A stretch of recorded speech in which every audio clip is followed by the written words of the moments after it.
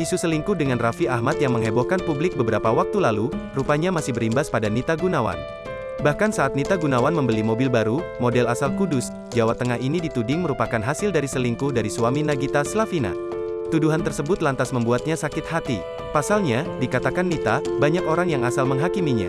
Banyak orang di luar itu nggak pernah tahu proses seseorang, hanya bisa ngejudge aja, katanya dilansir dari Tribun Style, Rabu, tanggal 11 Mei tahun 2022. Padahal, mobil tersebut merupakan hasil tabungan yang telah dikumpulkan Nita Gunawan sejak tahun lalu. Contoh nih kayak aku beli mobil paling abis dari settingan beli mobil. Padahal itu aku nabung dari tahun lalu, beber Nita Gunawan. Orang itu gampang banget apalagi ngejudge seseorang, tandasnya. Sebelumnya diberitakan Nita Gunawan diisukan menjadi selingkuhan Raffi Ahmad. Kabar miring ini mulai mencuat usai beredarnya video kedekatannya dengan suami Nagita Slavina dalam satu di antara program acara televisi.